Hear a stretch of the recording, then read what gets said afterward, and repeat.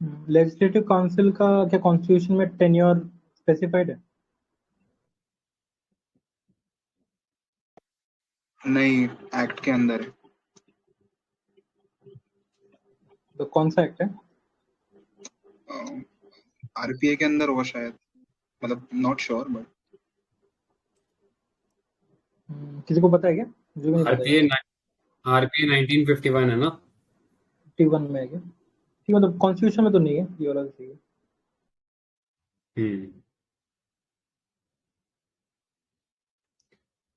Cool है। तो कोई क्राइटेरिया है मतलब क्वालिफिकेशन का in case of legislative council? Age. So this question is to, okay.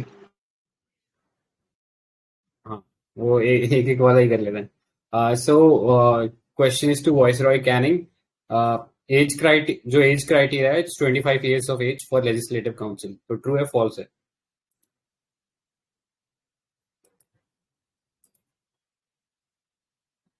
Canning ma'am, आप हो गए यहाँ पे? उन्होंने कुछ डाला है ग्रुप पे, शी इज सेइंग कि शी कांट टॉक, बट अगर उन्होंने टाइप करके भेजा तो चलेगा क्या? अच्छा अच्छा अच्छा, ठीक है ठीक है। तो आप ही बता दो प्रसाद। नहीं सर, फॉल्स है स्टेटमेंट। तो 25 कितना है? नहीं है, 30 है हाँ, एज। right, ठीक है। नेक्स्ट पे चलते हैं फिर। सॉरी, लेट्स से अगर कोई नई लेजिस्लेटिव काउंसिल बनानी है, तो उसके लिए सबसे पहले स्टेट को रेजोल्यूशन पास करना पड़ता है, right? So it is pass by simple majority. True और false? False. Special majority. Right. और मतलब वही एक तरीका है जिससे स्टेट गवर्नमेंट्स डायरेक्टली मतलब इनडायरेक्टली अमेंडमेंट प्रपोज करते हैं करेक्ट। एकमात्र वही कॉन्स्टिट्यूशन। तरीका है जिससे स्टेट लेजिस्लेचर जो है वो किसी कॉन्स्टिट्यूशन अमेंडमेंट को इफेक्ट कर सकता है। तो या करेक्ट। क्या कोई साइज भी डिफाइंड है कि लेजिस्लेटिव काउंसिल का कितना मैक्सिमम साइज हो सकता है? Depending on the assembly. Assembly का जितना सीट्स है उसके शायद 33% चाहिए मैक्सिमम, और मिनिमम इज 40 काउंसिल का।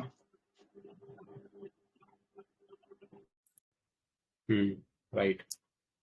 तो सो ये मतलब प्रोविजन ऐसा कहाँ, क्या? संजय, ये प्रोविजन कहाँ पे है? Is it mention in constitution और स्टैट्यूटरी प्रोविजन? कॉन्स्टिट्यूशन में मेंशन है ना ये तो। करेक्ट।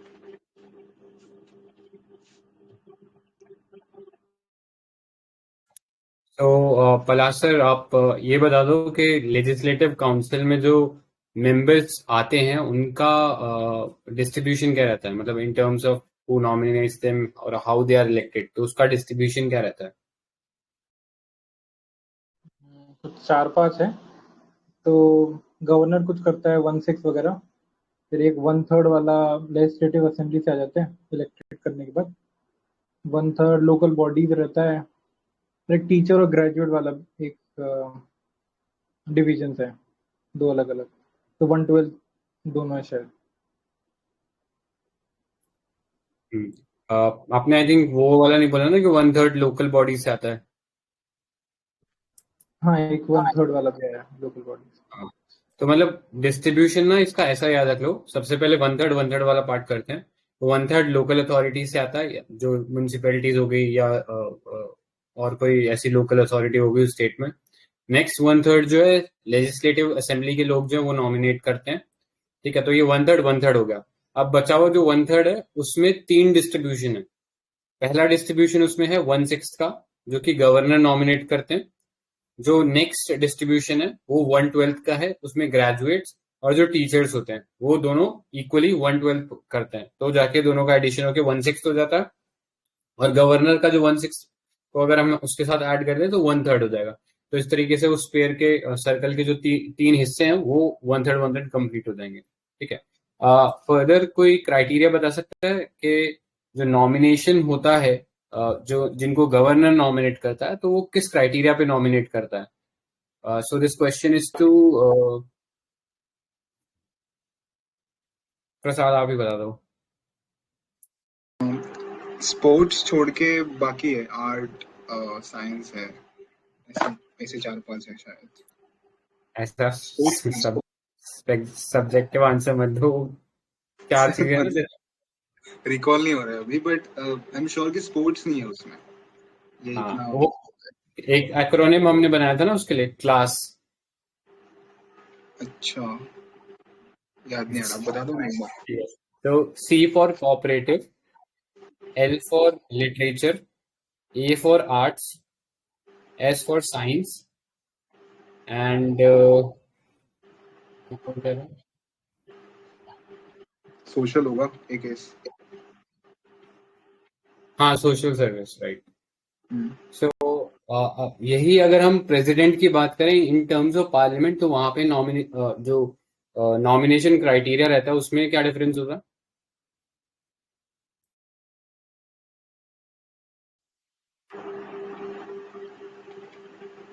सी वाला पार्ट नहीं। हाँ, ये कोऑपरेटिव हट वाला जाता है, कोऑपरेटिव हट जाता है एंड वो जो एक्रोनिम है फिर वो केवल लास्ट रह जाएगा।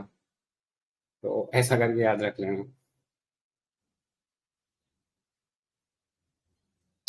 कूल है।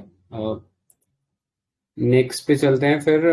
करंटली स्टेट्स बता दो जहां पर ये लेजिस्लेटिव काउंसिल है एग्जिस्टिंग अभी। 7 है ना अभी, पहले 6 थे, अभी बंगाल 7th हो गया। बंगाल में बन गया है क्या? नहीं, मतलब परमिशन दे दिया है, सेटअप नहीं हुआ है। वो तो जब तक सेटअप नहीं होगा तब तक नहीं कह सकते ना, क्योंकि ऐसे तो तमिलनाडु को भी परमिशन है। तो मेरे को भी है, आंध्रा का शायद रिवोकेशन के लिए डाला है ना। हाँ, उनके लिए रिवोकेशन का डाला है, लेकिन अभी तक आई थिंक उसके ऊपर कोई वो आया नहीं है जजमेंट एज सच कंक्रीट। सो वो लिया ही नहीं है, कंसीडर ही नहीं करा है स्टेट ने अब तक। राइट। तो सो अभी तो अभी है, 6। हाँ 6 हैं। आंध्रा, तेलंगाना, बिहार, उत्तर प्रदेश, महाराष्ट्र, कर्नाटका। सो लेजिस्लेटिव काउंसिल का अंडरपिनिंग जो है वो हमें मॉडर्न हिस्ट्री के अंदर एक एक्ट के अंदर मिलता है। तो कोई एक्ट का नाम बता सकता है इसके अंडर से लेजिस्लेटिव काउंसिल का एग्जिस्टेंस देखने को मिलता है एक तरीके से? एनीवन? ये मद्रास वाला ही है क्या, 1921 वाला? मद्रास तो स्टेट हो गया, लेकिन एक्ट जहां से ये आया था।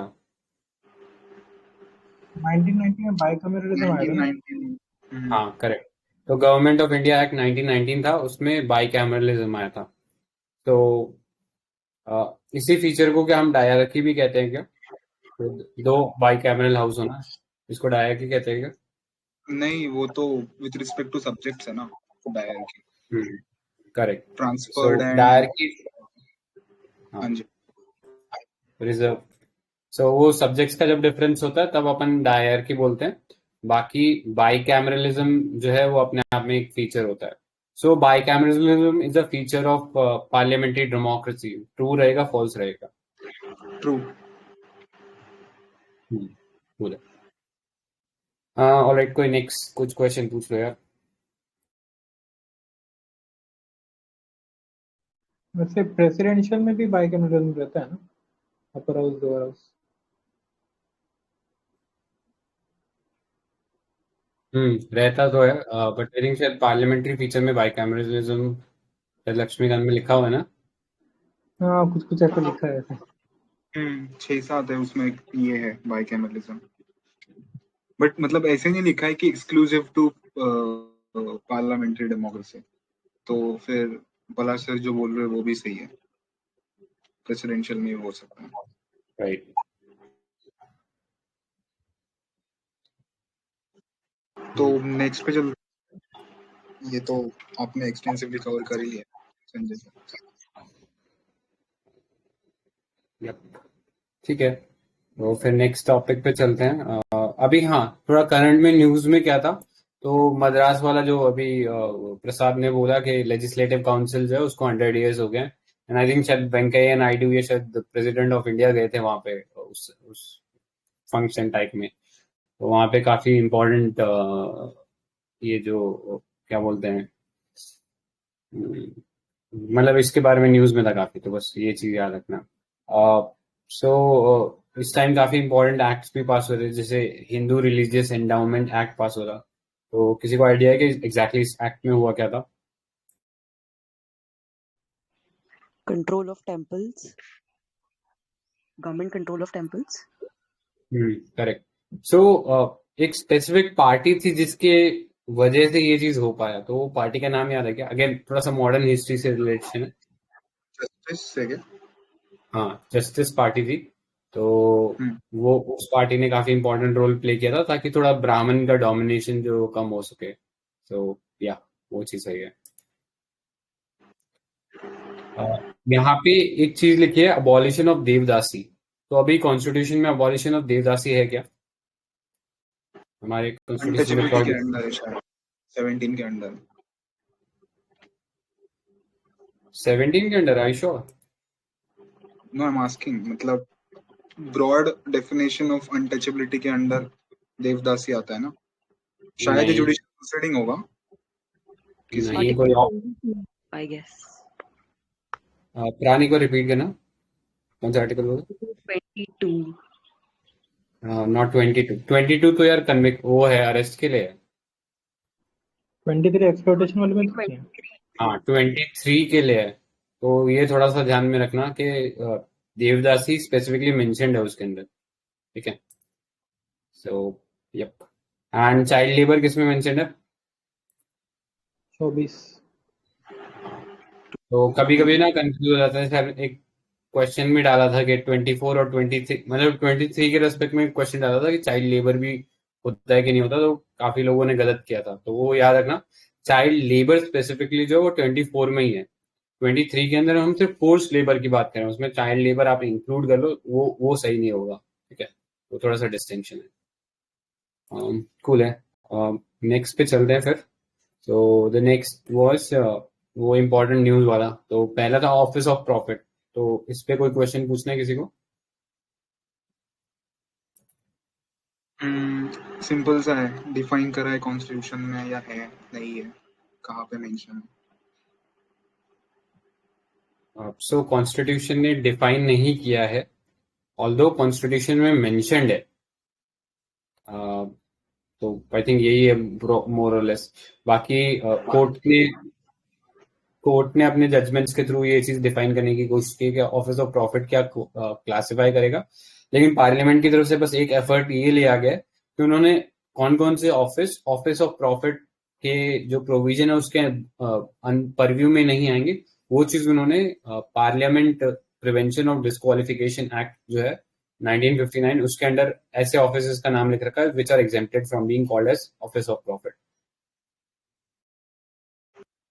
ये बहुत ही सटल डिफरेंस है जो संजय ने अभी बताया कि कॉन्स्टिट्यूशन में भी मेंशन नहीं है, आरपीए में भी मेंशन नहीं है, बट इट्स अंडर ये पीपीडी एक्ट, और उसमें भी एग्जेम्पशंस मेंशन है। सो ऑफिस ऑफ प्रॉफिट का डेफिनेशन है ही नहीं basically, not even in the constitution, and इसमें भी नहीं, एक्ट्स में भी नहीं किसी। तो वो थोड़ा ध्यान रखना। वर्ड मेंशन है ना, लेकिन वर्ड मेंशन है आर्टिकल्स 102 एंड 191 के अंडर। ये वर्ड मेंशन है कि मतलब कोई ऐसा बंदा जो है जो ऑफिस ऑफ प्रॉफिट ले रहा है तो वो एमपी और एमएलए नहीं बन पाएगा, तो वो चीज जरूर मेंशन है। ओके, सो एक डेफिनेशन है ऑफिस ऑफ प्रॉफिट को लेके, तो बताना ट्रू होगा फॉल्स होगा। तो office of profit can be defined as a office from where a person can where a person has an opportunity to basically gain monetary remuneration। तो true होगा false होगा? Not necessary true. ट्रू होगा ना sir, supreme court या not, किसी का था। हाँ नहीं, लेकिन इसमें डिफरेंस ये है, जैसे आई थिंक प्रसाद ने उसको देखा कि मॉनेटरी गेन होना जरूरी नहीं है कि अगर आपको मॉनेटरी गेन हुआ तभी उसको क्लासिफाई नहीं करेंगे। अगर उस ऑफिस में ऐसी कोई अपॉर्चुनिटी है जहां से वो निकल सकता है कि हाँ, मतलब वो उसने एक्चुअली में रियलाइज नहीं किया प्रॉफिट, लेकिन उस ऑफिस में ये प्रोबेबिलिटी है कि वहां से कोई प्रॉफिट निकल सकता है, तो उसको भी ऑफिस ऑफ प्रॉफिट में क्वालिफाई कर देंगे। करेक्ट। और जो लास्ट केस यहाँ पे दिया है ना, जया बच्चन वाला केस, उसमें बहुत जो आपने बताया वो एंगल एक्सप्लोर करा कोर्ट ने कि वेदर दी मतलब बंदे ने प्रॉफिट ड्रॉ करा है नहीं करा है बात सेकेंडरी है, वो तो फिर डायरेक्टली इम्प्लाई हो जाता है कि हाँ इसने कुछ मिसयूज करा है ऑफिस को। बट ऑफिस अगर केपेबल है ना प्रॉफिट यील्ड करने का, तो भी मतलब वो क्वेश्चनिंग फैक्टर हो जाता है ऑफिस ऑफ प्रॉफिट के थ्रू। तो वो लास्ट वाला एक बार ही देख लेना, उसमें एंड में दिया है जया बच्चन केस।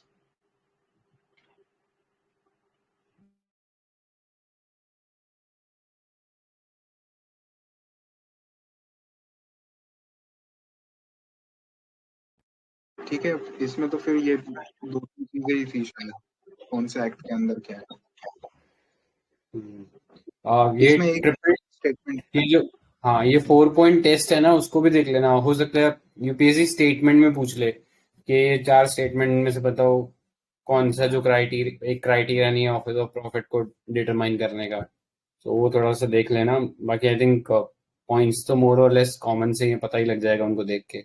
तो केसेस याद रख लेना, एक तो प्रद्युत बोरदोलाई वर्सेस स्वपन रॉय है, एंड दूसरा जो अभी डिस्कस किया था Jaya Bachchan versus union of India case. तो इसके अंदर ब्रॉडली डिफाइन कर रखा है ऑफिस ऑफ प्रॉफिट को। तो या तो एक स्टेटमेंट काफी सिंपल सा स्टेटमेंट, ऑफिस ऑफ गवर्नर आता है क्या प्रॉफिट के अंदर, ऑफिस ऑफ प्रॉफिट मतलब is that position office of profit?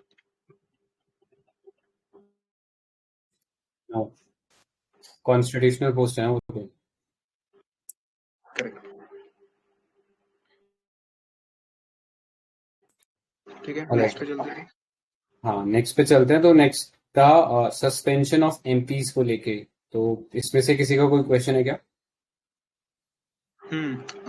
एक क्वेश्चन है इसमें, राज्यसभा में अगर सस्पेंशन करना है एमपी का एंड लोकसभा में करना है, तो डिफरेंस क्या होता है प्रोसीजर या फिर powers of the presiding officer, उसमें डिफरेंसेस क्या है इफ देयर आर एनी?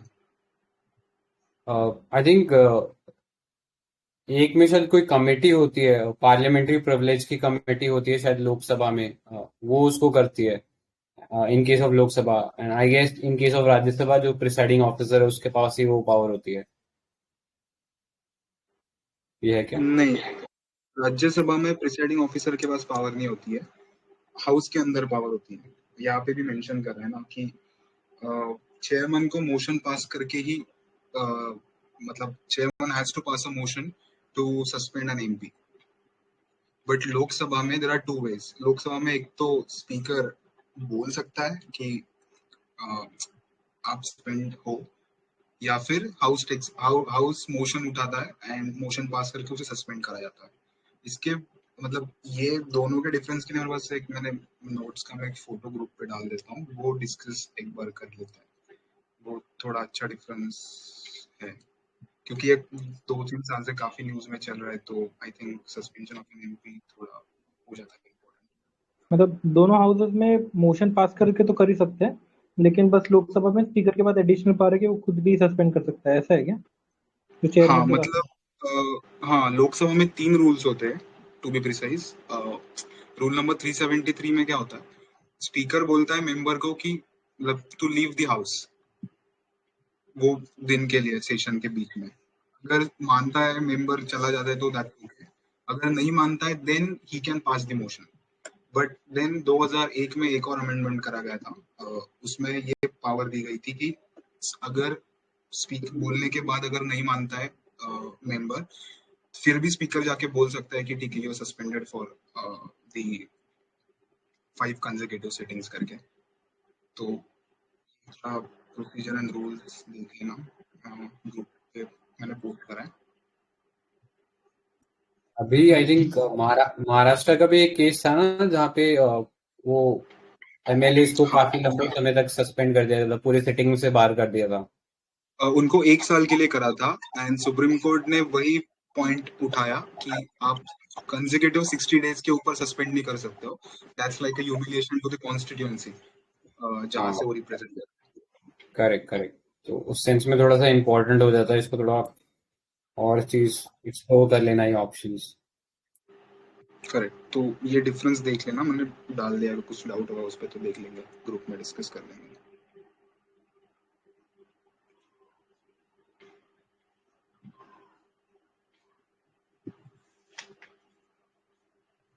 और हाँ, ये बेसिक इंफॉर्मेशन की, अगर सस्पेंशन को टर्मिनेट करना है तो दोनों हाउस मोशन पास करके कर सकते हैं,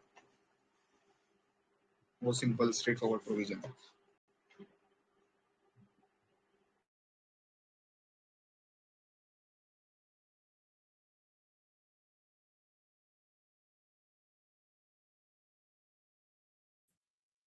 ठीक है, फिर नेक्स्ट पे चलते हैं। तो next is expansion of council of ministers. ठीक है, सो इस टॉपिक से रिलेटेड कोई सवाल पूछना है किसी को? Any questions?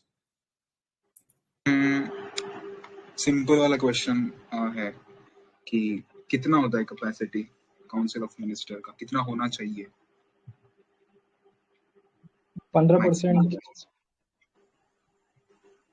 15% था ना लोकसभा का मेंबरशिप। हाँ, लोकसभा। इसे Provision,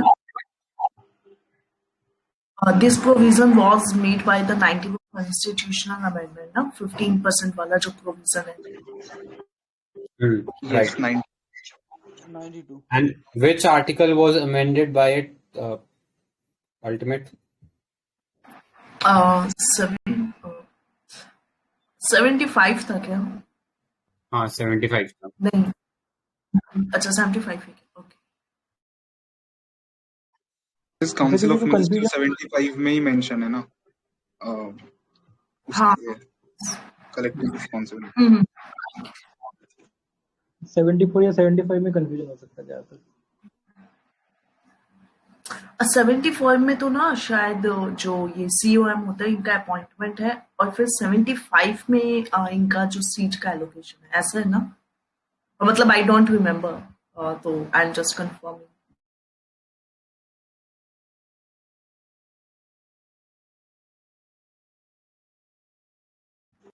ठीक है, 74 में ये आई थिंक 74 में ये मेंशन है कि there shall be a council of minister headed by prime minister, ऐसे करके, and 75 is about the responsibility that the council of minister holds together, ऐसे करके।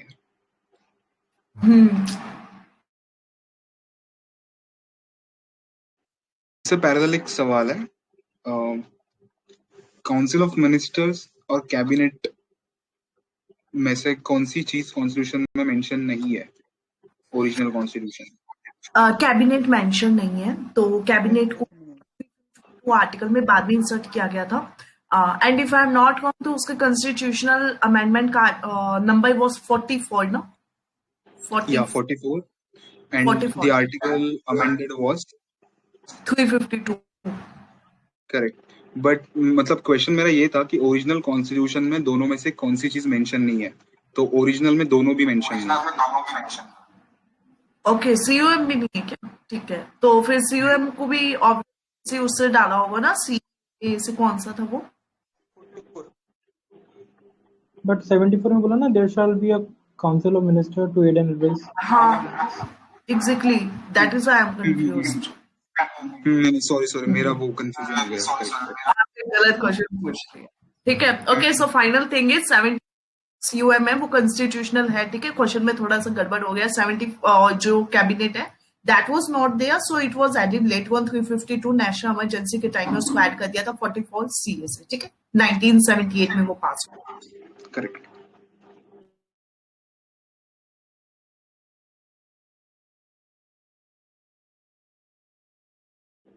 पैरेलल सवाल है, शैडो कैबिनेट कॉन्सेप्ट हमने कहाँ से लिया है?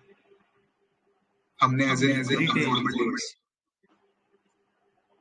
और क्या होता है वो स्पर्श? लिया नहीं, मतलब ब्रिटिश केस में था वो कि हाँ। अपोजिशन जो है वो हर एक मिनिस्टर्स के तौर पे एक शैडो मिनिस्टर बिठवाएगा, मतलब तरीके से, लेकिन वो लिया मेनली नहीं ये है। कि जैसे जो अभी गवर्नमेंट है वो वर्क कर रही है तो उसको कंट्रोल करने के लिए मेनली उसी के जैसे जैसे अगर कैबिनेट मिनिस्टर है तो मतलब एक होम मिनिस्टर है तो एक होम मिनिस्टर, मतलब कि यदि वो सरकार तुरंत ही गिरती है तो दूसरी सरकार तैयार रहे कि जिससे पूरा मिनिस्ट्री अच्छे तरीके से वर्क कर सके।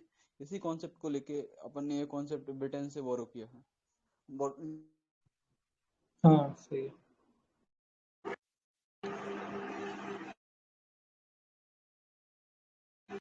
ठीक है, फिर इसके ऊपर है और किसी को कुछ पूछना, काउंसिल ऑफ मिनिस्टर्स, या आगे बढ़ते हैं? संजय,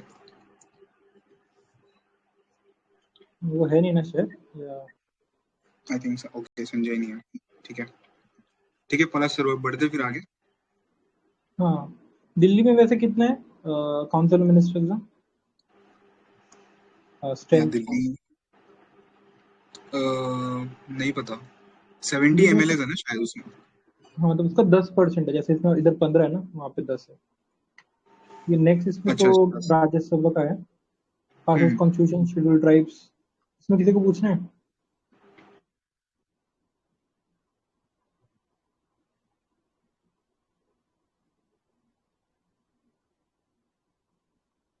ये कौन से शेड्यूल में मेंशन है, शेड्यूल ट्राइब्स का?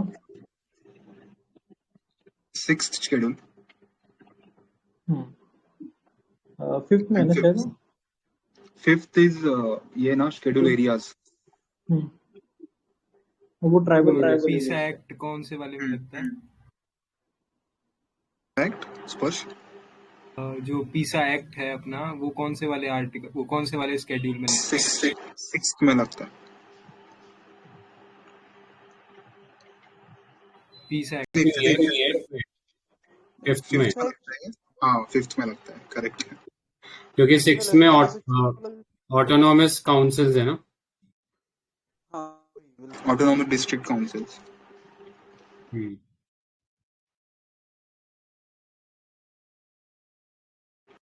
फिर रिपीलिंग पे जाते हैं नेक्स्ट।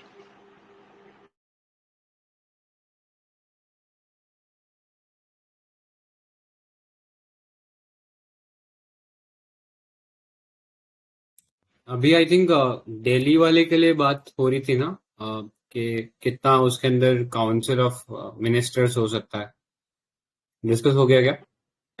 हाँ, पलाश सर ने बताया कि 10% होता है, लाइक 70 का। हाँ ठीक है। सो ये बताना कि ये वाला जो प्रोविजन है ये कहाँ पे लिखा है कि वहां पे 10% होना चाहिए? वो डीपीएससी एक्ट में लिखा है क्या? मतलब नॉट श्योर। डीपीएससी तो पुलिस के लिए है, स्पेशल पुलिस के लिए। क्या पूछा सर? दिल्ली का जो एक्ट है उसमें है ना, 239 है या 269 में से किसी में ये। हाँ 239AA जो है उसके अंदर लिखा है, एंड बाकी जो स्टेट्स हैं उसके लिए तो 75 के अंदर ही ये आर्टिकल है, तो वो चीज याद रखना। पुदुचेरी के लिए भी है क्या ऐसा कुछ? पुडुचेरी के केस में तो आई थिंक 15% ही है।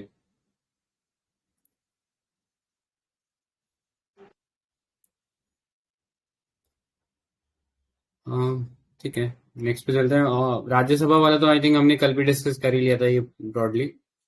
नेक्स्ट रिपीलिंग ऑफ लॉ, इस पे किसी को कोई क्वेश्चन है क्या?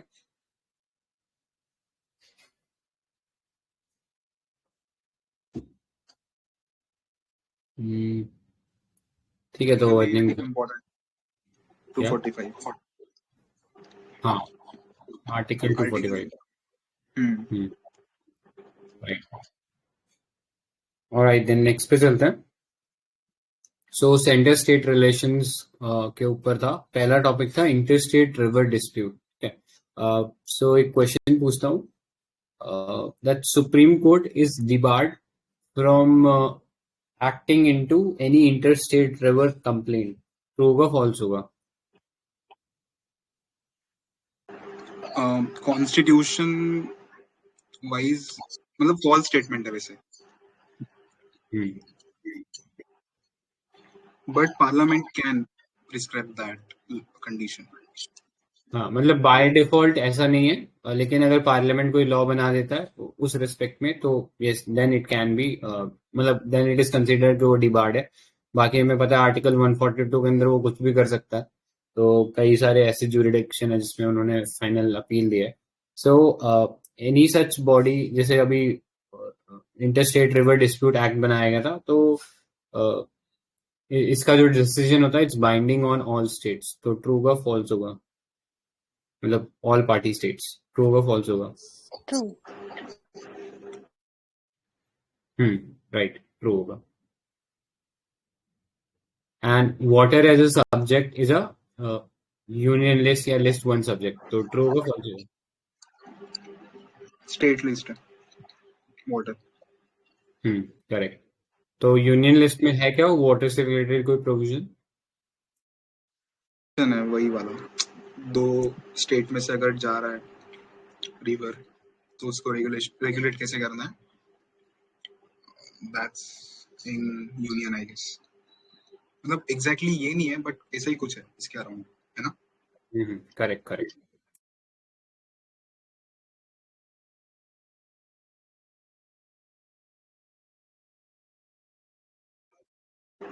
कौन से 2 एक्ट्स लाए गए थे वो अंडर आर्टिकल 262?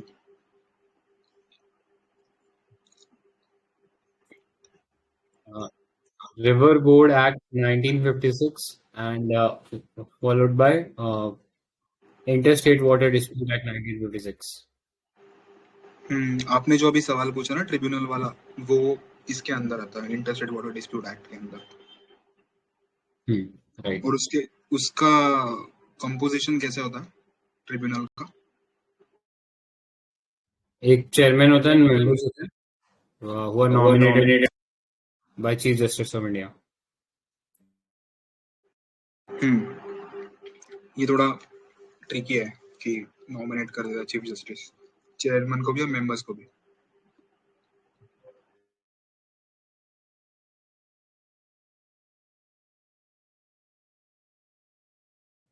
अभी आई थिंक वो इंटरस्टेट वाटर डिस्प्यूट बिल भी आया है ना इसी के रिगार्डिंग, तो उसके भी एक बार प्रोविजन देख लेना, इम्पोर्टेंट एक्ट है वो भी।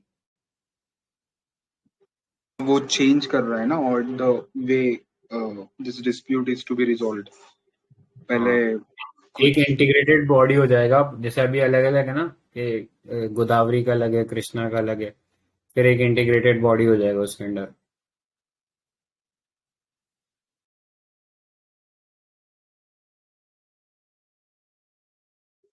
करेक्ट। लेटेस्ट वाला कोई एक केस था जिस मतलब उस ट्रिब्यूनल का डिसीजन ओवरटर्न करा था सुप्रीम कोर्ट ने। लेटेस्ट एज इन कंटेम्पररी है, 2-3 सालों में। पता है? नहीं जैसा डिस्कस हो गया हमारा ये, नहीं आइडिया यार, भूल गया। कावेरी ट्रिब्यूनल वाटर शेयरिंग जो करा था ट्रिब्यूनल ने, वो सुप्रीम कोर्ट ने खारिज कर दिया था। 2018 या 19 का है। अच्छा सर, जो ट्रिब्यूनल्स के जो डिसीजन होते हैं वो सुप्रीम कोर्ट के पास अपील हो सकते हैं?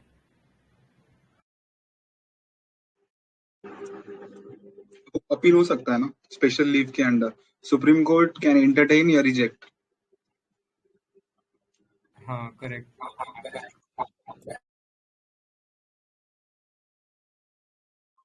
तो आई थिंक ऑलमोस्ट कोई भी चीज हो सकती है ना इंडिया में स्पेशल लीव पिटीशन के अंदर। एक चीज नहीं हो सकती सर, वो मार्शल लॉ और कोर्ट जो मिलिट्री कोर्ट है ना, उनकी अपील नहीं हो सकती। Correct correct.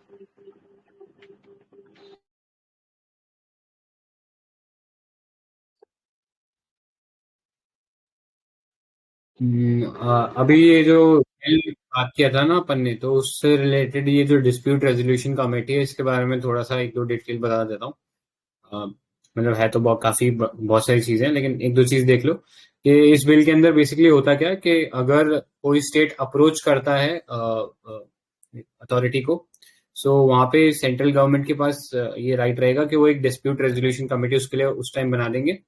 एंड उस जो कमेटी का जो चेयरपर्सन होगा उसके पास एटलीस्ट 15 ईयर का रिलेवेंट एक्सपीरियंस होना चाहिए, एंड उसको नॉमिनेट करेगा सेंट्रल गवर्नमेंट। तो डिफरेंस देखना, अभी जो हमने ट्राइब्यूनल देखी ना, इंटरस्टेट रिवर ट्राइब्यूनल, तो वहां पे चीफ जस्टिस ऑफ इंडिया कर रहे थे, बट यहाँ पे सेंट्रल गवर्नमेंट नॉमिनेट कर रही है। तो एक तो मेजर डिस्टिंक्शन ये है। एंड इसके अलावा जो और मेंबर जो होंगे, हर स्टेट का एक जॉइंट सेक्रेटरी लेवल का एक मेंबर उसके अंदर पार्टी के तौर पे स्टेट गवर्नमेंट की तरफ से आएगा। तो ये चीज थोड़ा सा ध्यान में रखना। एंड ये जो डिसीजन अपना, ये नेगोशिएशन के थ्रू सॉल्व करने की कोशिश करेगा विद इन 1 ईयर, जिसको एक्सटेंड एट मैक्सिमम 6 मंथ से किया जा सकता है। ठीक है, उसके बाद वो जो रिपोर्ट है वो सेंट्रल गवर्नमेंट को देगा। ठीक है, और अगर फिर भी वो चीज नहीं सॉल्व होती तो फिर वो inter state river water dispute tribunal को वो मैटर रेफर कर देगा। ठीक है, तो ये याद रखना, डिस्प्यूट रेजोल्यूशन कमेटी पहले सेंट्रल गवर्नमेंट बनाएगा, अगर उससे भी बात नहीं बनती है तो फिर वो फर्दर आगे ट्राइब्यूनल को ये केस देगा सॉल्व करने को। करेक्ट। तो यही हो गया ना, कोर्ट से निकल के अपने पास पावर ले ली। करेक्ट। और वो जो ट्राइब्यूनल है उसके अंदर भी सेंट्रल गवर्नमेंट ही सिलेक्ट करेगी उन्हें। तो वो जो कोर्ट का जो एक तरह से कह सकते हैं नॉन पार्टीशन होता अगर कोर्ट रहता तो वो प्रोविजन कुछ नहीं रखे हैं, पूरा का पूरा मतलब इन्होंने डोमिनेट कर लिया सेंट्रल गवर्नमेंट ने। हाँ, लेकिन ये मतलब फर्स्ट फेज है ना, जैसे ये जो आप बता रहे थे अभी, डिस्प्यूट रेजोल्यूशन कमेटी बनाएंगे, वो फर्स्ट पहले सबसे पहले वहां जाएंगे, उसके बाद ट्रिब्यूनल जाएगा। Right, okay sir. Correct correct.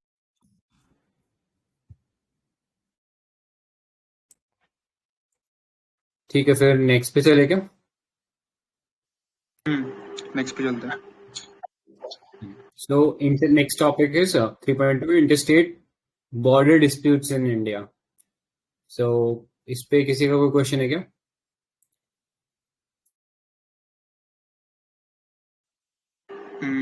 दो स्टेट के बीच में अगर डिस्प्यूट्स है तो वो कौन सा कोर्ट एंटरटेन करता है और कौन से आर्टिकल के अंडर करता है? दिस इज टू, एक minute Sanjay, this question is two, और कौन है यहाँ पर? प्लस सर, आप ही बता दो। सुप्रीम कोर्ट ही कर सकता है क्या ओरिजिनल ड्यूरेशन के कारण? Exclusive to Supreme Court, original and exclusive to Supreme Court. Article बता सकते हो आप? रिकॉल हो रहा है? 131। करेक्ट, 131।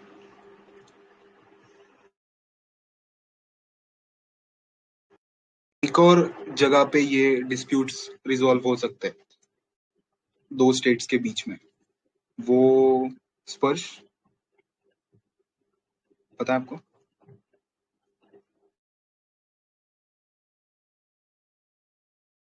नहीं sir. Sanjay sir, inter state council में हो सकता है ना?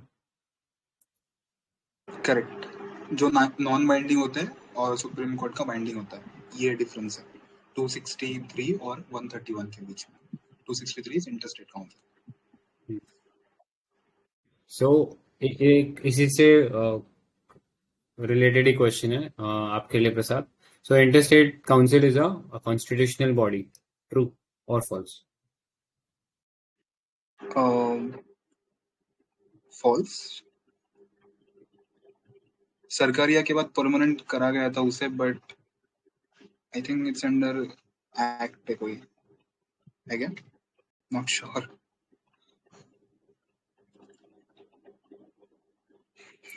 करेक्ट। वो मतलब कॉन्स्टिट्यूशन में ये बोलता है कि इंटरस्टेट काउंट मतलब ऐसा कुछ बना सकते हैं हम लोग, लेकिन ये बनाया था सरकारिया कमीशन के रिकमेंडेशन के ऊपर ही 90s के अंदर। तो या करेक्ट। एक्ट याद है क्या? या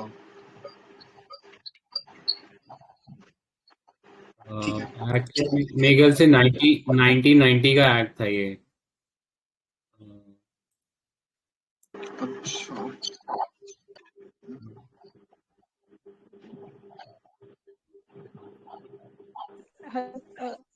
जी सॉरी इंटरप्ट करने के लिए।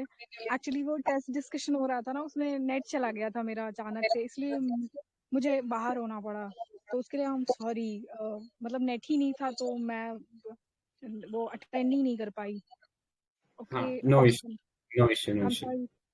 Thank you. No issue. Thank you for understanding.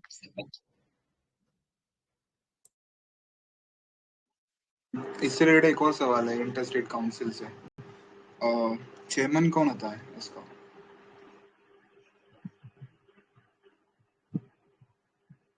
Home minister होता है क्या?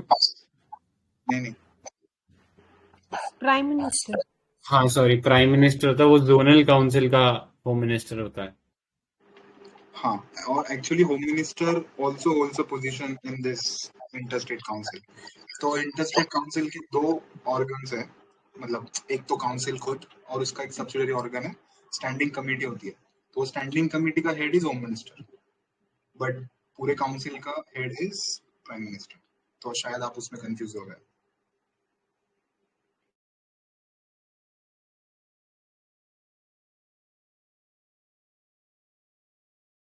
एंड वो एस्टैब्लिश का बात कर रहे थे ना अपन, तो वो 1990 में ही एस्टैब्लिश हुआ था by this VP Singh government. अच्छा, हाँ, मतलब 87 या 88 में तो रिपोर्ट आई थी सरकारी, तो उसके बाद ही 1-2 साल में हो गया। करेक्ट।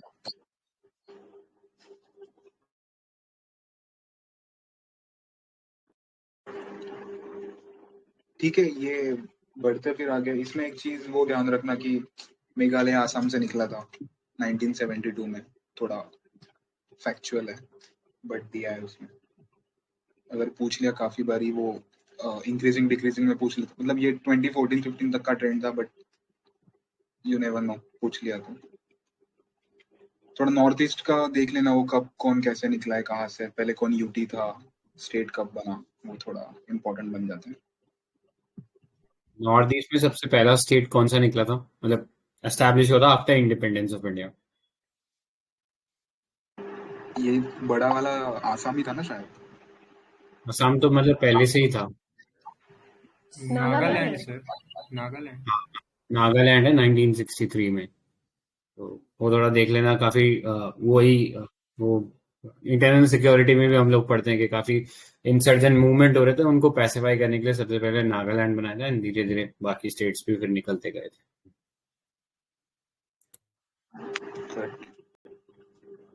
ठीक है, फिर आगे बढ़ते हैं। 7th शेड्यूल नेक्स्ट इज, तो कॉन्टेक्स्ट इंपॉर्टेंट है। फाइनेंस कमीशन ने बोला है कि थरोली रिव्यू करो पावर्स को 7th शेड्यूल के अंदर।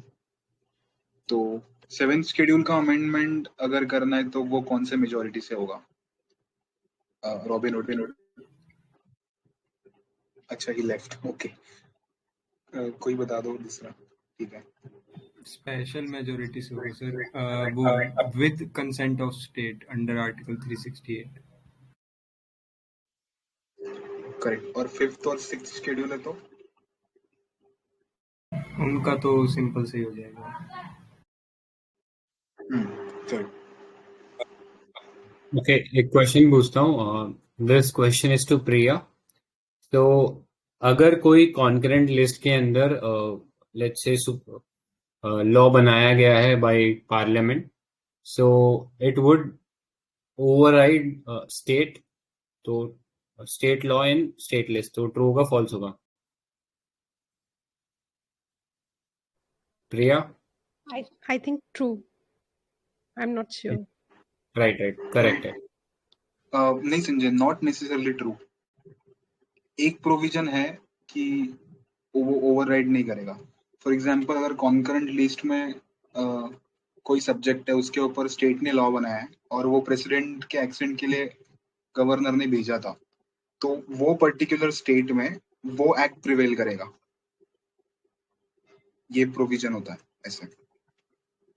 हाँ, मतलब वो तो फिर उसने वो स्पीकर से असेंट ले लिया ना उसके लिए, हाँ, तब वो चीज ट्रू होगा कि अगर वो स्पीकर से असेंट उसने प्रीवियस असेंट ले लिया उसके लिए, तब वहां प्रिवेल कर सकता है।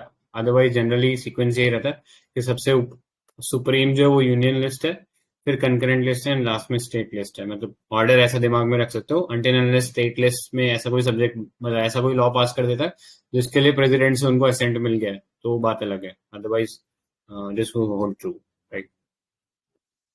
करेक्ट। यूपीएससी पूछ देते ना ऑल द टाइम्स ऐसे करके, तो थोड़ा उसमें ध्यान रखना, एक्सेप्शंस कई कई है जैसे। तो एक जैसे जनरल सा ही क्वेश्चन है। सो प्रेजेंटली हमारे स्टेट लिस्ट में या जो तीनों लिस्ट है उसमें सबसे ज्यादा जो मतलब ऑर्डर में बता रहा हूँ सब्जेक्ट वाइज, तो सबसे ज्यादा सब्जेक्ट जो है वो यूनियन लिस्ट में, followed by concurrent list and then followed by state list. तो ये स्टेटमेंट ट्रू होगा फॉल्स होगा? एक बार वापस रिपीट कर रहा हूँ ऑर्डर। False. हाँ तो ऑर्डर बता दो करेक्ट कोई। हाँ, पहला होगा यूनियन लिस्ट। यूनियन लिस्ट में अपने 97 है। फिर होगा ये कॉन्करेंट, ये सॉरी स्टेट लिस्ट, इसमें 66 है। फिर होगा कॉन्करेंट, इसमें 47 है। थोड़ा एक गलत हो गया। आपने जो लिस्ट के मतलब सब्जेक्ट्स बताए ना वो पहले थे 97, 66 और 47। अभी वो 100, 61 एंड 52 है। स्पर्श थोड़ा शायद उसमें कंफ्यूज हो गया। अच्छा, क्या बताया सर, दोबारा बताना। 100 यूनियन लिस्ट में 100 सब्जेक्ट्स है, पहले 97 थे। स्टेट लिस्ट में 66 थे बट अभी 61 है, और वो जो 5 निकाले थे वो कॉन्करेंट लिस्ट में डाले थे। 47 थे पहले, अभी 52 है।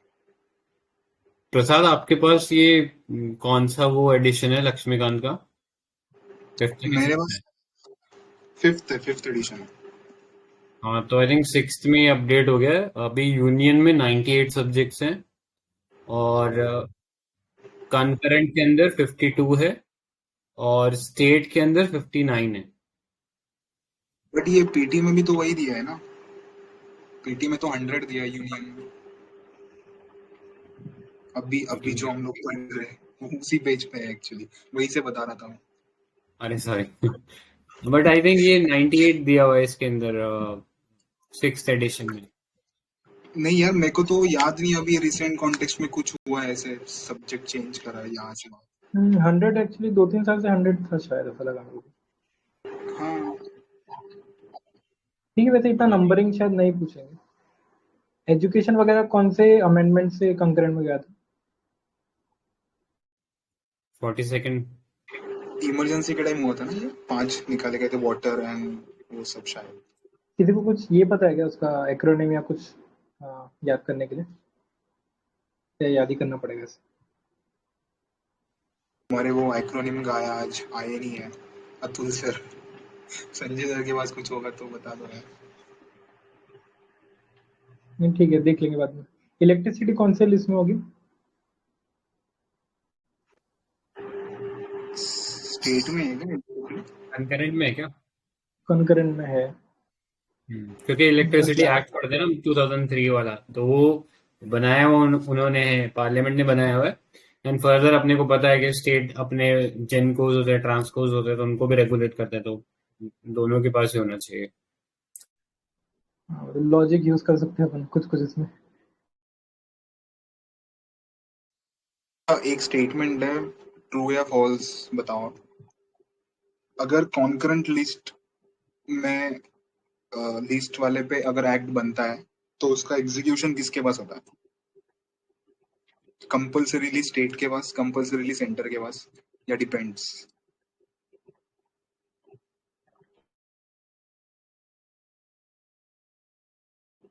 संजय सर आपको सवाल है। डिपेंड्स के सुप्रीम कोर्ट, सॉरी पार्लियामेंट किसको दे रहा है?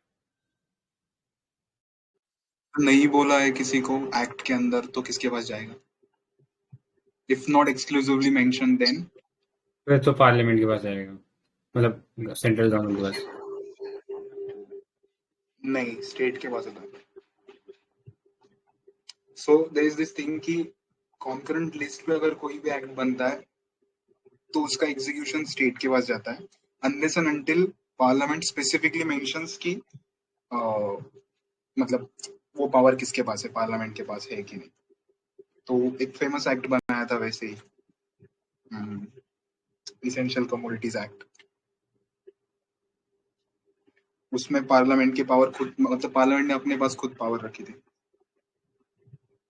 स्पेसिफिकली मेंशन करके। हो रहा है रिकॉल, याद हो रहा है किसी को? नहीं, ये मेंशन है लक्ष्मीकांत में।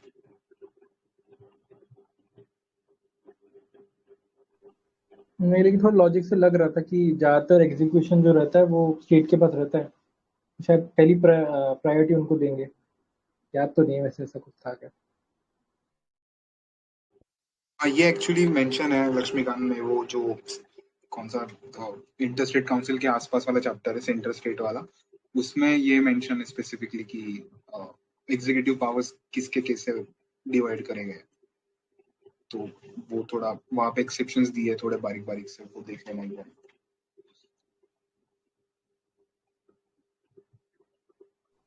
नेक्स्ट चले, क्या बोल रहे हो? क्या लगा सर? सॉरी, फिर नेक्स्ट चले क्या बोला, मतलब या कोई क्वेश्चन हाँ है? नेक्स्ट पे चलते हैं ना फिर। संजय सर है क्या? हाँ संजय सर, नेक्स्ट पे चलते हैं। नेक्स्ट पे चलते हैं। So next is 3.4 borrowing powers of state. So इससे किसी को सवाल पूछना है क्या? आर्टिकल बता दो कौन सा है इसमें। संजय सर आप ही बता दो। आर्टिकल 292 है क्या? 292 293 वो आर्टिकल्स है। हम्म, तो 292 इज सेंटर का power to borrow money and 293 is मतलब 292 के अंदर स्टेट का भी आता है, बट 293 इज स्टेट को परमिशन लेना पड़ेगा सेंटर से पैसा उठाने से पहले। तो दैट्स थोड़ा सा वो शेडी एरिया हो जाता है सेंटर का, कंट्रोलिंग स्टेट का फिस्कल 293। अच्छा, ये it just- स्टेटमेंट, हाँ हाँ बोलो। बोलो। मतलब स्टेट बाहर से पैसे नहीं ले सकता फॉरेन मार्केट से, ये ट्रू है फॉल्स है? ट्रू है, डोमेस्टिकली रेज कर सकता है ना स्टेट। हाँ, मतलब किसी को कंफ्यूजन हो सकता है कि वो सेंटर से परमिशन ले ना ले, लेकिन वो वाला जो प्रोविजन है सेंटर से, वो वाला तब रहेगा जब वो भी डोमेस्टिक के लिए ही है। अगर पहले की लाइबिलिटीज स्टेट की सेंटर की तरफ है तो उसको वापस सेंटर से लेना पड़ेगा, लेकिन बाहर से तो वो ले नहीं सकता, ऐसा दिया है शायद। करेक्ट, बट इसमें एक डाउट है, मतलब मुझे पता नहीं आंसर। फिर वो जो अग्रीमेंट्स होते हैं ना स्टेट गवर्नमेंट के कोई अदर कंट्री के साथ, तो उसमें फिर जो पैसा लगता है वो कैसे आता है फिर? वो पहले सेंटर के पास जाता है, फिर वहां से अप्रूव होके आता है, ऐसे कुछ है क्या फिर? वो इन्वेस्टमेंट होता है ना, वो तो इन्वेस्टमेंट होता है कि आप यहाँ हमारे जैसे जहाँ पे भी बोलेंगे कि इतना इन्वेस्टमेंट आया, तो वो तो इन्वेस्टमेंट के टर्म्स में है, वो लोन नहीं लिया उन्होंने कोई। ओके, अरे हाँ करेक्ट। सो ट्रेजरी बिल्स इशू कर सकता है क्या ये अपना स्टेट गवर्नमेंट्स? नहीं, स्टेट डेवलपमेंट लोन्स रहता है उसका। करेक्ट। तो स्टेट, हाँ तो स्टेट जो है वो लॉन्ग टर्म, मतलब 1 साल से लंबा जो लोन है वो ले सकता है, मतलब वो वैसे वाले बॉन्ड्स इश्यू कर सकता है, और उनको फिर वो स्टेट डेवलपमेंट लोन बोलेंगे, G6 भी नहीं बोलेंगे। तो वो थोड़ा सा डिफरेंस है। अभी ये जो न्यूज है ये 3% से 5% कर दिया है, तो ये कौन से नियम के मतलब एक्ट के अंडर था ये चीज? FRBM के अंडर था ना? करेक्ट। सो इसके अंदर भी जैसे अब इन्होंने बोला है कि आप जो है अपना वो इंक्रीज कर सकते हो बोरोइंग लिमिट, लेकिन वो कंडीशनल है, तो वो कंडीशंस क्या क्या हैं जिनके ऊपर ये कंडीशन सेट की गई है? शायद उनका वेटेज क्या है? 1% तो ऐसे ही, मतलब पहले 3 था, अभी 5 करा है, तो 1% तो ऐसे ही मिलेगा, आप उठा सकते हो। बट आपको एडिशनल 1% अगर लेना है तो कुछ 4 कंडीशंस दिए हैं, याद नहीं है थरोली, बट यहाँ पे दिए तो पढ़ के बता देता हूँ। कुछ 1 नेशन 1 रेशन कार्ड है, ease of doing business, power distribution और अर्बन लोकल बॉडी रेवेन्यूज।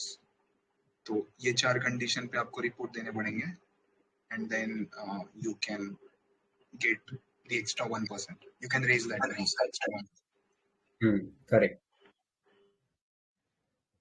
पता नहीं, मतलब इसका कोई एक्रोनिम तो है नहीं, बस ये थोड़ा लॉजिक से याद रखना कि कोविड के टाइम में one nation one ration card बहुत फेमस चल रहा था। Ease of doing business government अपना अभी तो बहुत इसमें रहता है उसका। पावर डिस्ट्रीब्यूशन में डिस्कॉम्स बहुत इसमें फेलियर में चल रहे हैं, तो उनके लिए कुछ करने की जरूरत है। और अर्बन लोकल बॉडीज रेवेन्यूज में भी थोड़ा सा नाटा चल रहा है, तो कुछ ना कुछ लॉजिक रहा तो याद रहेगा शायद।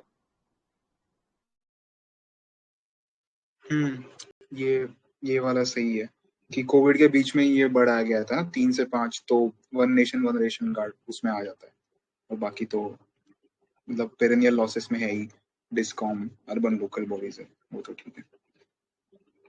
इसमें एक पैरेलल सवाल ये है कि एफआरबीएम के अंडर कुछ सर्टेन कंडीशंस है कि आप फिस्कल डेफिसिट से डेविएट कर सकते हो, उसे क्या बोलते हैं और वो कौन सी कंडीशंस होती है?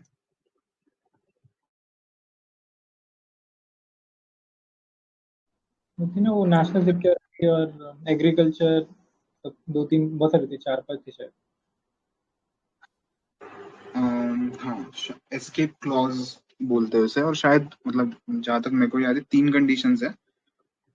एक नेशनल सिक्योरिटी जो आपने बताया, दूसरा इज अगर शार्पली आउटपुट ग्रोथ डिक्लाइन हो रहा है अपना वो, और थर्ड इज अगर स्ट्रक्चरल रिफॉर्म्स करने हैं गवर्नमेंट को कुछ बहुत बड़े जिसका कैस्केडिंग इफेक्ट होगा, तो ये 3 एक्स्ट्रा ऑर्डिनरी कंडीशंस के अंदर आप एस्केप क्लॉज इवोक कर सकते हो। और अगर एस्केप क्लॉज आपको इवोक करना है तो मतलब कितना डेविएशन परमिटेड है फॉर अ ईयर, टारगेट से आप कितना हट सकते हो मैक्सिमम? 1% था क्या? नहीं, 0.5% है। अच्छा। ये लास्ट ईयर करा था एस्केप क्लॉज 3 के अंडर। स्ट्रक्चरल रिफॉर्म्स के अंडर 2020 में सीतारामन जी ने वो मतलब डेविएट करा था टारगेट अपना। डिक्लाइन इन रियल आउटपुट वाला शायद एटलीस्ट 3 परसेंटेज पॉइंट है ना? हाँ, मतलब 3 परसेंटेज पॉइंट ऐसे, मतलब उसका टारगेट बोल रहे हो वो क्लॉज के अंदर का? हाँ, मतलब एस्केप क्लॉज के अंदर का पता नहीं, इतना टेक्निकलिटीज पूछेंगे कि नहीं। तो वही है ना, नेशनल सिक्योरिटी बोला, वॉर बोला, कैलामिटी बोला, कोलैप्स ऑफ एग्रीकल्चर है, स्ट्रक्चरल रिफॉर्म्स और decline in real output growth by at least 3 percentage point below the average rate of previous 4 quarters। बहुत भारी है, ठीक है। मतलब रियल आउटपुट ग्रोथ के अंदर 3% है क्या, और बाकी हाँ, के अंदर 0.5? नहीं वो तो ये था ना, टारगेट से कितना डिविएट हो सकते हो वो वाला था। ये वाला तो वो कंडीशनैलिटीज में आ जाता है एस्केप क्लॉज के। लास्ट 4 एटलीस्ट का क्वार्टर्स का, करेक्ट। अच्छा, एफआरबीएम ने डेप्थ का कितना रखा है target total, centre plus state? 40% for centre, 20% for state. हाँ करेक्ट। करंट याद है क्या, अभी कितना चल रहा है? अभी तो ज्यादा ही चल रहा है शायद। सेंटर का आई थिंक नहीं, सेंटर का ज्यादा होता है, स्टेट का कम है शायद अभी, ऐसे कुछ है ना, फिगर्स तो नहीं याद यार। हाँ, सेंटर का शायद 60 है, उनको 40 चाहिए। स्टेट का तो 20 चाहिए उनको, लेकिन कितना ये याद नहीं है। अच्छा, अभी इकोनॉमिक सर्वे में शायद गिवन हो गया वाला फिगर तो। हाँ, उससे थोड़ा याद है। ठीक है, फिर नेक्स्ट पे चलते हैं। Other important news 3.5। So special category status, states के बारे में कोई क्वेश्चन पूछना है किसी को?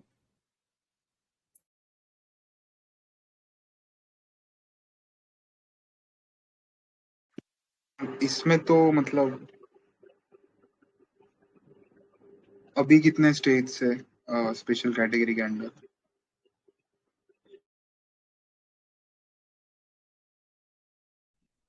थ्री 371 में 11 है ना? 11 है। 371 के अंडर 11 है, करेक्ट। अच्छा, कल जो किसी ने बोला था कि वो डोमेस्टिक रिजर्वेशन वाला जो था प्राइवेट वाला, कि वो सारे स्पेशल कैटेगरी है, लेकिन हरियाणा वगैरह तो नहीं था ना? हाँ, मतलब मैंने ही बताया था उसमें ये बोला था कि जिन्होंने अब तक करा है ना, जैसे महाराष्ट्र ने आई थिंक 2018 में करा है, कर्नाटका का भी उसकी क्या राउंड है, तो अभी तक उन्होंने जो क्लॉज यूज करे थे वो थे स्पेशल कैटेगरी के अंडर, 371 के under.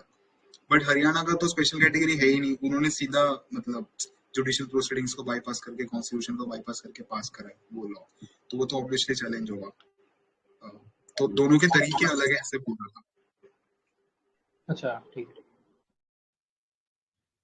So I think state PCS में कई बार ये सवाल पूछ लेता है, मतलब यूपीएससी में आई एम नॉट श्योर कि पूछा है कि नहीं पूछा, कि 371 में मतलब स्टेट्स बता दो कौन कौन से हैं, तो जस्ट ऐसे ही रैंडमली पूछ लेता हूँ। तो आर्टिकल 371 के अंडर कौन कौन से स्टेट्स आते हैं? आर्टिकल 371 के अंदर स्टेट गुजरात है क्या? महाराष्ट्र गुजरात। महाराष्ट्र और गुजरात एक साथ हैं। तो एक तो ये चीज है, एंड एक और ऐसा स्टेट कॉम्बिनेशन है, वो आर्टिकल बता सकते हो जहाँ पे दो स्टेट एक साथ है। एक तो 371 है, एक और स्टेट है मतलब एक और आर्टिकल है जहाँ पे दो स्टेट एक साथ आते हैं।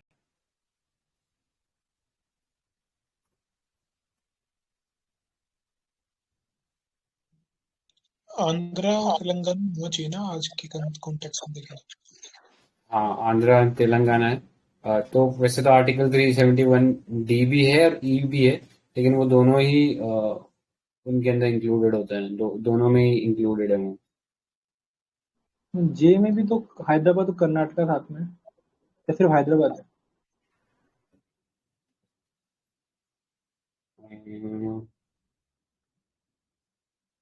आई थिंक जे में भी, हाँ सही बोले हो, जे में भी है, तो वो भी चीज याद रख लेना।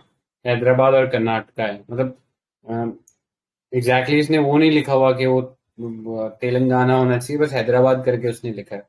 वो मेरे ख्याल से हैदराबाद कर्नाटका रीजन लिख रहा है, स्टेट ऑफ कर्नाटका ऐसा करके लिख रहा है, तो मे बी शायद वो विद इन कर्नाटका किसी रीजन की बात कर रहा है। जैसे लक्ष्मीकांत में आई थिंक पढ़ोगे तो ये चीज लिखा है, which provides for special provision for Hyderabad Karnataka region of the state of Karnataka।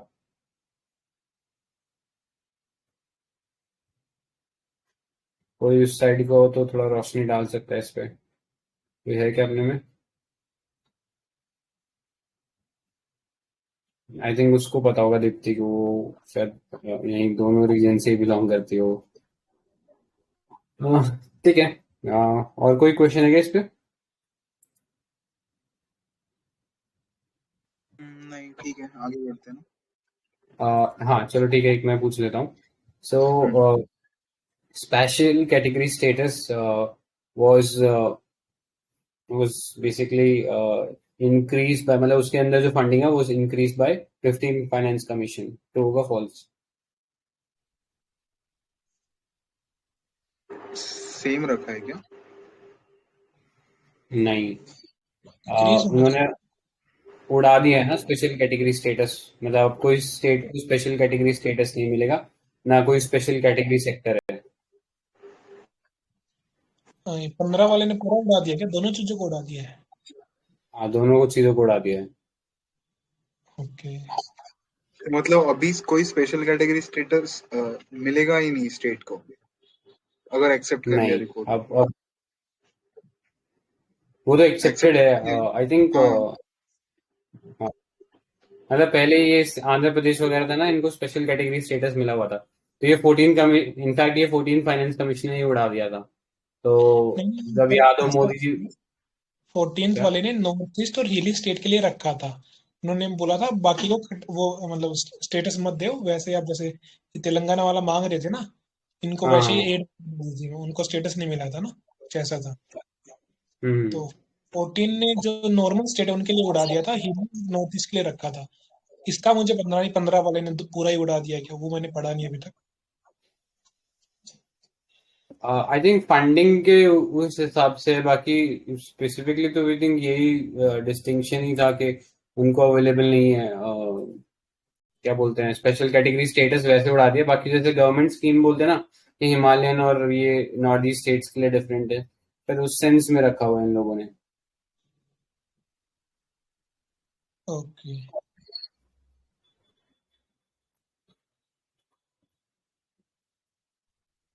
But यार ये मैंने नहीं पढ़ा, मतलब अभी भी देख रहा हूँ कहीं पे मेंशन नहीं है कि उड़ा दिया कंप्लीटली। आप देख लेना सर, इसको क्रॉस चेक कर लेना एक बार। हाँ ठीक है, मैं एक बार क्रॉस चेक कर लूंगा। ये दृष्टि का आर्टिकल इसमें मेंशन भी नहीं है SCS का कहीं भी, तो मे बी। पता नहीं यार, मैंने एक्चुअली ये हम लोग रिसर्च डॉक्यूमेंट बना रहे थे ना, तब तब मैंने ये कहीं से पढ़ा था कि कोई एडिशनल बेनिफिट देने से रोक दिया है, और इसके साथ साथ स्पेसिफिक ग्रांट्स भी उसने, सेक्टर स्पेसिफिक ग्रांट्स भी उसने रोक दी थी। 14 फाइनेंस कमीशन के आउटकम्स में ये लिखा था। हाँ, वो 14 वाले ने बोला था कि मैं जो बता रहा हूँ वो बोला था कि बाकी नॉर्मल स्टेट वाले जो फालतू में मांगते रहे उनको मत दो, नॉर्थ ईस्ट को दे दो, हीलो के दे दो, और सेक्टर स्पेसिफिक ग्रांट भी जो आप बोल रहे हो वो भी ठीक है, बट उड़ाने वाला नहीं है उधर। उधर ये 90 और 10 वाला जो चलता है वो चलता ही है। हाँ 90-10 का तो चल रहा है, हाँ वो तो चीज चल रही है। ठीक है, देख लेंगे बाद में। आप अतुल संजय सर, आप डाल दो ग्रुप पे थोड़ा एक्सटेंसिवली देख के इसे। हम्म। आगे बढ़ते हैं ना, ये ILP एंड PAP। तो इसमें कौन से स्टेट से ILP के अंदर? सर 4 स्टेट है, तो म्यांमार से बॉर्डर लगता है ना, वही याद रख लो। अरुणाचल प्रदेश, मिजोरम, मणिपुर और त्रिपुरा। हाँ मतलब लाइन में ही चारों स्टेट है ना, लाइन में उन त्रिपुरा सब नहीं में है। ही लाइन में है ना। लाइन हाँ वाले लाइन में। है, त्रिपुरा हाँ में लाइन नहीं में है। हम सबसे पहले अरुणाचल, फिर नागालैंड, फिर मणिपुर और फिर मिजोरम, तो ये 4 स्टेट्स में ILP है। एंड अभी ILP जो है ये मणिपुर और इसको अरुणाचल प्रदेश को ये 6th सॉरी ये CA आया था ना, सिटीजनशिप अमेंडमेंट एक्ट, तो उसमें से बचाने के लिए इनको ILP फटाफट दे दिया। बाकी आई थिंक क्या बोलते हैं, हाँ ठीक है, क्वेश्चन पूछता हूँ कि ये इसको लीगल बैकिंग कहाँ से मिलती है ILP, ये जो प्रोविजन है इसको? ये ब्रिटिश का एक्ट है 1872 का, बंगाल का वो चेक करके है ना। 73 का एक्ट, बंगाल हाँ ईस्टर्न फ्रंटियर रेगुलेशन। करेक्ट। लोग क्यों लेके आए थे, मतलब ऑब्जेक्टिव क्या था उनका पीछे? विजन वाले ने दिया है कि मतलब सुप्रीमेसी क्राउन की, मतलब मुझे कुछ समझ नहीं आया क्या मतलब है। वो बेसिकली ट्रेड रिस्ट्रिक्ट करना चाहते थे, मतलब वो सिर्फ चाहते थे कि हम लोग हैं वहां पे ट्राइबल के साथ वो करें, मतलब डील करें, बाहर से कोई इंडियन ये जो वो आते हैं मर्चेंट्स आते हैं वो ना कर पाए। तो पहला तो प्रोविजन ये था, लेकिन इंडिपेंडेंस के बाद अब ये जो प्रोविजन है वो कह सकते हैं ना, सन ऑफ सॉइल वाला फैक्टर हो जाता है, तो उसको परस्यू कर रहे हैं वो लोग अब। हाँ, जो ATM स्टेट है उसमें असम में नहीं है जैसे ना, त्रिपुरा में भी नहीं है, बाकी दो है, मेघालय और मिजोरम में है, जो शेड्यूल 6 स्टेट में बोल रहा हूँ।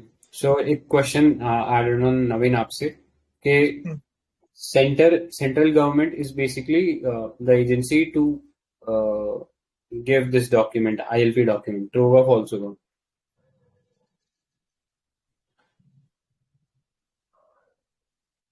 CG प्रेसिडेंट करेगा ना कुछ, या वो गवर्नर से पूछ के कुछ ऐसा करते होंगे ना लोग। देता तो है। हाँ स्टेट देता है, जैसे अगर आप लेने जा रहे हो ILP डॉक्यूमेंट, तो आपको स्टेट गवर्नमेंट का जो भी वेबसाइट है या जो भी उनका तरीका है उसके थ्रू आप स्टेट गवर्नमेंट से ये चीज प्रोक्योर करोगे। अच्छा, मुझे लगा था कि ILP मतलब कौन डिक्लेयर करता है, मैं वो सोच रहा था। अच्छा, डॉक्यूमेंट तो स्टेट ही देखता है, ऑब्वियस बात है। Right.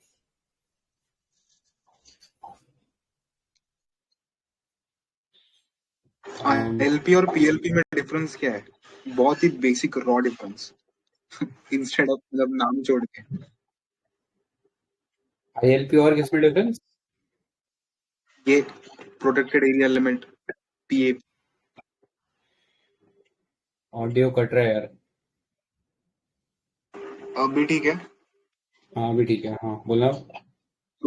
प्रोटेक्टेड एरिया परमिट और इनर लाइन परमिट में डिफरेंस क्या है?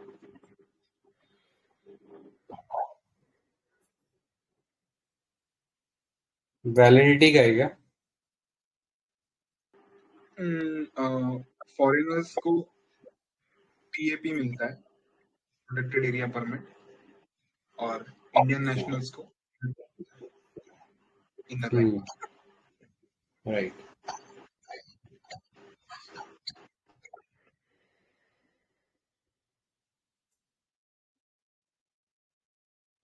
ठीक है, फिर नेक्स्ट पे चलते हैं ना। नेक्स्ट पे चलते हैं। So next is formation of new district. तो इसके बारे में कुछ बता दो, कैसे बना सकते हैं नया डिस्ट्रिक्ट? किसके पास जुरिडिक्शन होता है नया डिस्ट्रिक्ट बनाने का? स्टेट के पास ही होगा ना, अच्छा, स्टेट के पास ही होता है, बट हाँ शायद स्टेट के पास ही होता है। हाँ, ये स्टेट के पास होता है। नाम वाम चेंज करना हो ना आपको, तो फिर मिनिस्ट्री से अप्रूवल लेनी, रेलवे का नाम चेंज कर रहे हो स्टेशन वगैरह का, तो वो है। तो स्टेट ही डिक्लेयर, नया तो स्टेट ही बनाएगा।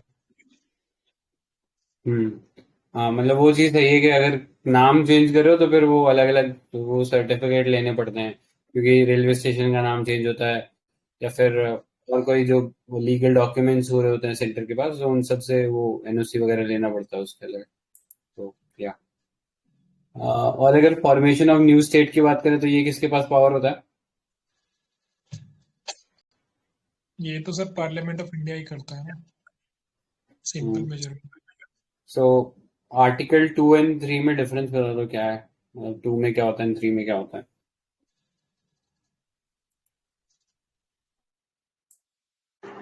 किससे पूछ? अच्छा, 2 इज अबाउट, मतलब मैं ऐसे याद रखता हूँ, 2 इज न्यू स्टेट, सिक्किम जिसे हमने लिया था, जो पहले इंडिया का पार्ट नहीं था। तो creation of new state that is not a part of India currently is under Article 2, but अगर इंडिया के ही कोई स्टेट के हमें 2 हिस्से करने हैं या उसे रीऑर्गेनाइज करना है, so that's under Article 3. So easiest way to learn is Article 2 is about Sikkim and Article 3 is about Andhra Pradesh, Telangana. उससे काफी क्लियर हो जाएगा। सही है, मतलब याद करने में कई बार इनफैक्ट कंफ्यूजन हो जाता है कि यार कौन सा में क्या बोल रहा था। तो हाँ, ऐसे ठीक है याद करना। Nice. आर्टिकल 4 क्या?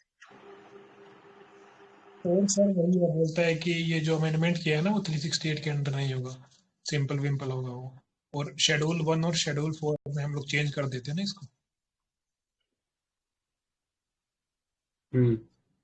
मतलब आर्टिकल 368 के अंदर नहीं आएगा, बेसिकली यही है।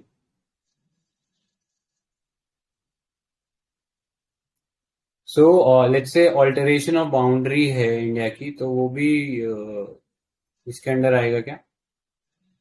Oh, that's under 368, मतलब बेरोबर यूनियन केस हुआ था उसमें ना, हाँ, दो चीजें होती हैं। एक तो बॉर्डर डिस्प्यूट सेटल कर रहे हो, जैसे अपन का चाइना के साथ चल रहा है, जैसे पीओके वगैरह है, तो उसमें हम बॉर्डर डिस्प्यूट सेटल कर ले, वो नहीं आएगा। लेकिन हम जहाँ पे लैंड दे रहे हो ना, उसके लिए आपको सीए लेकर, जैसे बांग्लादेश के सामने किया था ना, कुछ एनक्लेव एक्सचेंज किए थे, तो जहाँ पे लैंड दे रहे हो तो आपको सीए करना पड़ेगा। अगर कोई फालतू का छोटा मोटा बॉर्डर डिस्प्यूट है तो आप वो एग्जीक्यूटिव ऑर्डर से कर सकते हो। करेक्ट। ऑलराइट, हाँ, सो लेट्स से ये आर्टिकल फोर्स में लाना है कि कोई बाउंड्री ऑल्टर करनी है, तो उसके लिए प्रोसीजर क्या रहेगा? मतलब कैसे प्रोसीड करेगा पार्लियामेंट या सेंट्रल गवर्नमेंट? बाउंड्री अल्टर के लिए पूछ रहे हो? हाँ, एक स्टेट की बाउंड्री ऑल्टर करनी है, तो प्रोसीजर क्या रहेगा? प्रेसिडेंट का प्रायर परमिशन स्टेट गवर्नमेंट को वो जाएगा before introducing it into the parliament. So ये मैंडेटरी है क्या स्टेट गवर्नमेंट को, स्टेट लेजिस्लेचर को पास करना? हाँ, उनको नहीं पास करना, एज इन उनको इंटीमेट करना, उनको बताना इज मैंडेटरी, उनका ओपिनियन इज सेकेंडरी। करेक्ट।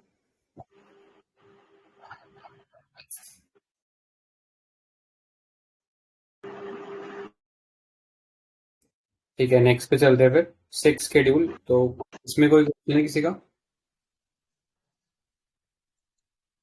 वही है सर, इसमें एटीएम स्टेट हो गया जो मतलब ट्राइब्स में भी जो स्पेशल है ना, कुछ ज्यादा ही वल्नरेबल उनको रखा हुआ है। असम, त्रिपुरा, मेघालय और मिजोरम। यहाँ पे ना लोग मणिपुर से वो करते हैं, तो उसको ऐसे याद रखो, मणिपुर जिसके पास मनी होगा वो ट्राइब में कैसे आएगा, तो इसको ऐसे याद रखना, एटीएम, एटी और एम का स्क्वायर। इसको याद करने का एक और तरीका है, जैसे हमने ये आईएलपी में देखा ना कि राइट साइड वाले मतलब म्यांमार बाउंड्री जो कॉर्नर करते हैं वो 4 स्टेट्स है, तो वो छोड़ के इधर के जो 3 बचते हैं ना, वो एक, और लास्ट वाला जो कॉमन है मिजोरम, नीचे वाला बॉटम मोस्ट, वैसे मैं याद रखता हूँ। और लकीली यहाँ पे दोनों पेज पे आगे पीछे दिए वो, तो इट्स इजी टू रिकॉल। तो अगर इट्स 6 शेड्यूल है तो लेफ्ट साइड की बाउंड्री, और अगर आईएलपी है तो राइट साइड की बाउंड्री। ठीक है, एक थोड़ा सा इंटर रिलेटेड सा क्वेश्चन पूछता हूँ। सो 6 शेड्यूल के अंदर जो स्टेट्स हैं, they are also listed under article 371, true होगा फॉल्स होगा?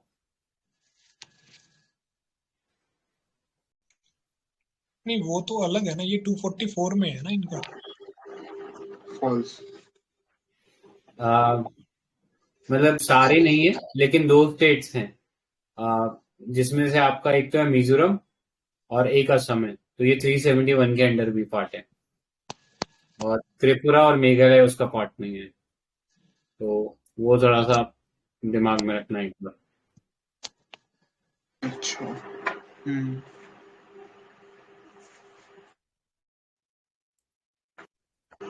ठीक है, आगे बढ़ते फिर।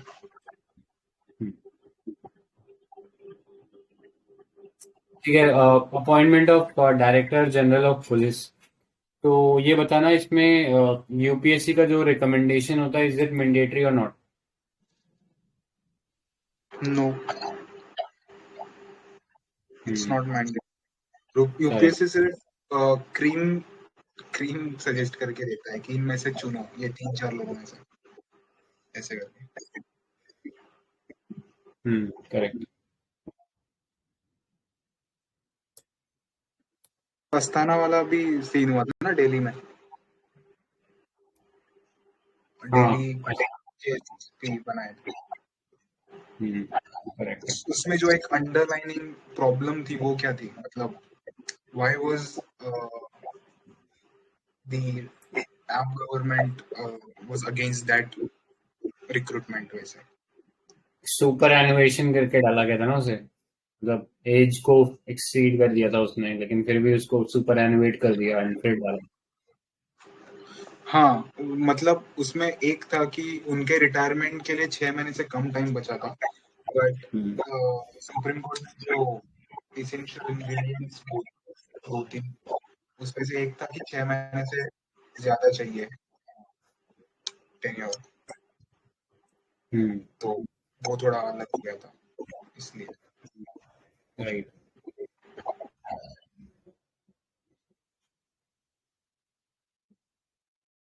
ठीक है, then next. So section 51 of disaster management act. News मेरे को बहुत ही हटके न्यूज लगी कि ये वो वही वाला है ना, मीटिंग में गए नहीं थे वो चीफ सेक्रेटरी प्राइम मिनिस्टर के। वही है। हाँ हाँ हाँ।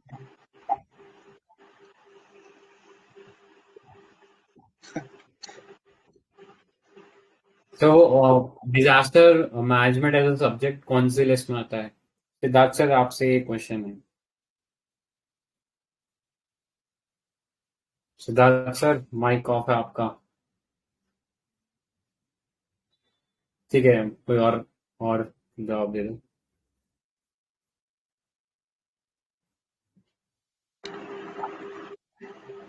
कॉन्करेंट में है क्या? नहीं, ये रेजिड्यूरी पावर्स है ना स्टेट की, उसमें है ये, मतलब डिजास्टर एज अ सब्जेक्ट नहीं था, तो ये रेजिड्यूरी पावर में आया था, तब पार्लियामेंट ने जाके इसको लॉ बनाया था। ओह, अच्छा, ओके।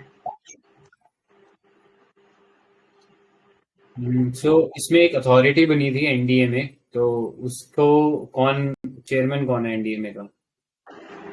महामहिम पंतप्रधान है क्या? बिल्कुल। सही है। ऑलराइट, कोई और क्वेश्चन है क्या? नहीं, ये तो बस मतलब थोड़ा ऐसे डाल दिया था शायद उन्होंने कि ways in which a civil servant can be tortured ऐसे करके वो है था शायद। आगे बढ़ते हैं ना डिस्ट्रिक्ट लेवल कमिटीज पे। ठीक है। सो हाँ, इसमें कोई क्वेश्चन है?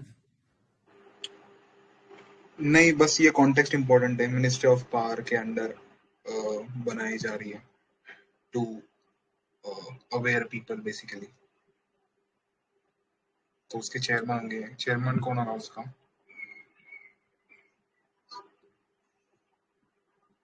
चेयरमैन होगा मेंबर ऑफ पार्लियामेंट वो एरिया का। राइट।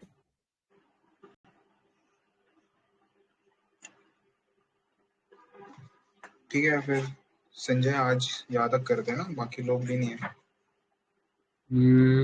हाँ, आई थिंक 25 तक हो गया है। टारगेट 31 का था आज। एनीवेज, ये बाकी लोग थोड़े गायब है, तो हम दोनों लोग ही बड़बड़ कर रहे हैं थोड़ा। चलो ठीक है फिर।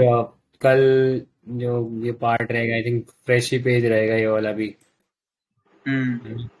तो यहाँ से कंटिन्यू करते हैं। And कल थोड़ा आई थिंक संडे है, मे बी शायद इस चक्कर में नहीं आए लोग, क्योंकि अरे कल तो अच्छा पार्टिसिपेशन था।